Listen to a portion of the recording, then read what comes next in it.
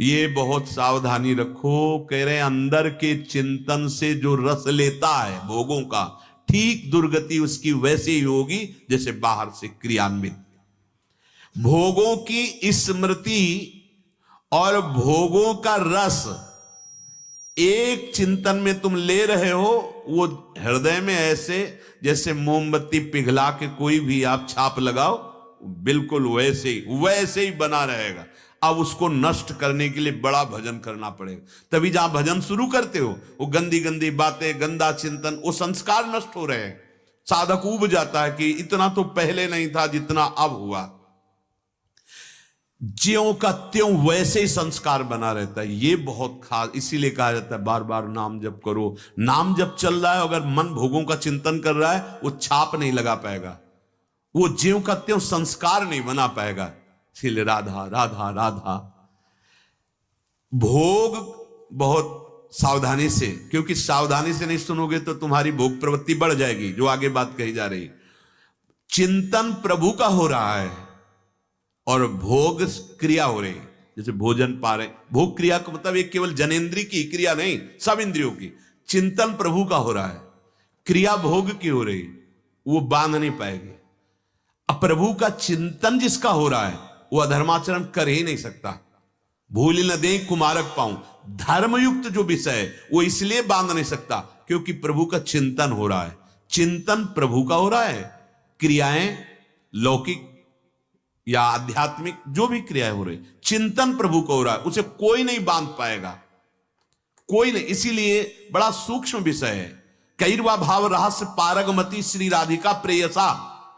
जिसकी मति राधा वल्लभ लाल के प्रेम में ऐसे रहस्यमय स्थिति को प्राप्त है, वो विषयान ग्रहणन तो मुंचंत हुआ, कोई फर्क नहीं पड़ता। क्यों? क्योंकि चिंतन राधा वल्लभ लाल के प्रेम में डूबा हुआ है। अब बाहरी शरीर की क्रियाएं, तो क्या वो पापाचरण करेगा?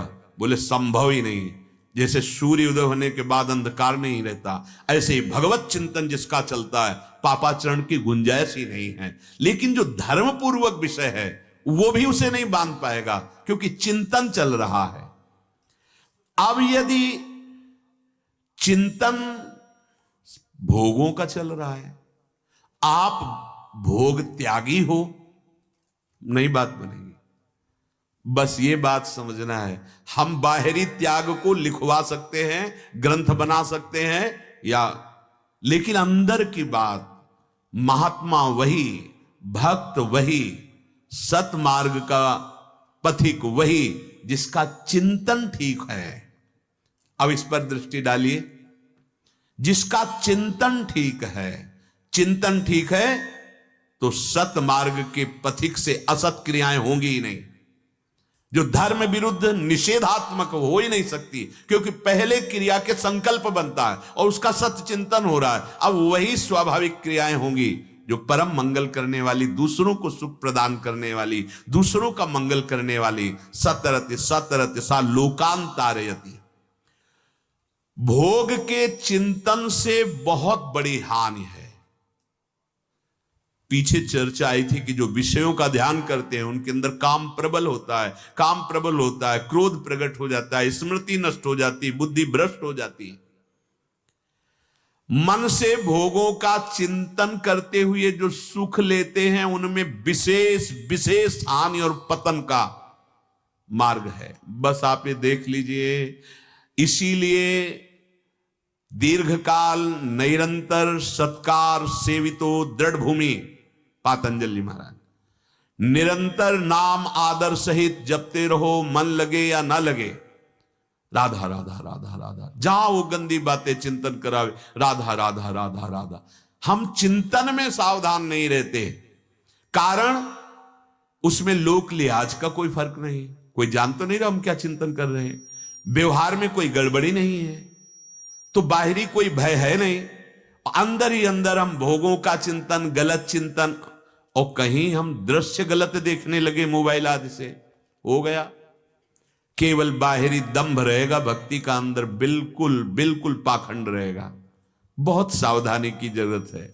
बाहरी व्यवहार में तो हानि कर ही नहीं सकते, नहीं तो कानून है, व्यवहार है, समाज है, इनका भय है। लेकिन अंदर के चिंतन में न तो व्यवहार कोई बाधक है, न समाज बाधक है, न कानून बाधक है। अंदर का जो चिंतन हो रहा, लेकिन वही दुर्गति हो जाएगी जो बाहरी आचरण से होती है। अंदर के चिंतन को साधक को संभालना है। उसमें ये नहीं देखना कि मानस पुण्य होए नहीं पापा, उसमें नहीं चलेगा। भोगों का त्याग तो प्रगट में करना कठिन है, कोई कर सकता है, अध्यात्म से कहते हैं, लेकिन अंदर से मन से भोगों का त्याग कर देना, यही अध्यात्म है। सा वै मन कृष्ण पदारविंदयो।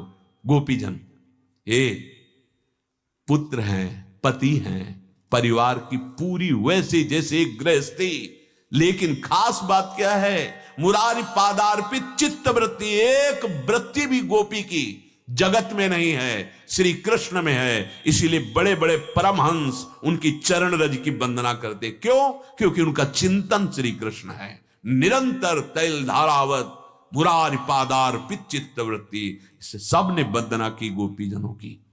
पति हैं उनके, पुत्र हैं, पूरा वैसे घर परिवार जैसे गृहस्थी का लीपना पोतना, धान कूटना, रसोई बनाना, वैसे ही सब कार्य, पर मुरारी पादार्पित चित्त वृत्ति। मन से भोग भोगने का विशेष अवसर साधक को मिलता है। कोई जानता नहीं है, व्यवहार में कोई गड़बड़ी नहीं, कानून का भी इसके ऊपर शासन नहीं, तो खूब मनमानी चिंतन कर रहा बैठे होश में। ये बाहर का आपका परिवेश बचा नहीं पाएगा आपको नष्ट होने से। अंदर का आपका चिंतन, इसीलिए जगह जगह भगवान ने ऐसा अभ्यास करो कि तुम्हारा चिंतन ठीक हो जाए। अभ्यास योग युक्तेन चेतसा नान्यगामिना। भाई बचो, इस चिंतन से बचो। चिंतन से बचने के लिए चिंतन ही है और कुछ नहीं। नाम का चिंतन करो, प्रभु की लीला का चिंतन करो, किसी संत महापुरुषों के चरित्रों का चिंतन करो, बड़ी सामर्थ्य आएगी। खाली मत रहो। कई बार कहा है कि एक ही पद याद कर लो चतुरासी जी का और 1000 बार उसको गाओ, देखो आप चमत्कार क्या होता है। अक्षर अक्षर में श्यामा श्याम विराजमान है। अक्षर अक्षर में श्रीमद चतुरासी जी के एक पद को याद, बनी श्री राधा मोहन जी की जोरी, यही गुनगुनाते हो। एक प्रसंग आता है, महाप्रभु हरिवंश चंद्र जो लता भवन में विराजमान थे, एक ग्वारिया माठ का ये पद उसको याद हो गया था, बनी श्री राधा मोहन जी की जोरी, इंद्र नीलमणि श्याम मनोहर सात कुंभ तन गोरी।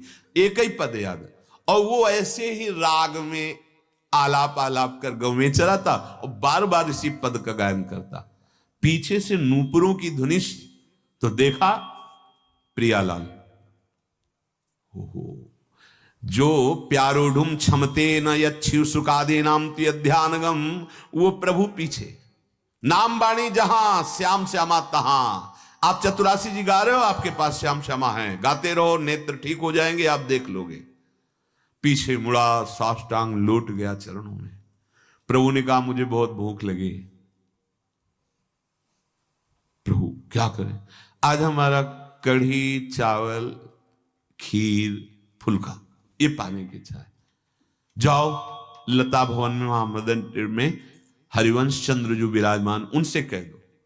वो गया, पता लगा के महाप्रभु से कहा प्रियालाल भूखे हैं, और वो ये कहा आपको कैसे?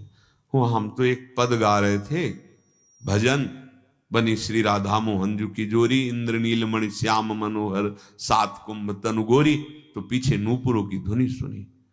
महाप्रभु ओहो कैसे कृपालु हमारे प्रिया प्रीतम है। गौ चराने वाले को जुगल सरकार वृंदावनेश्वरी और वृंदावनाधीश्वर, इनके दर्शन।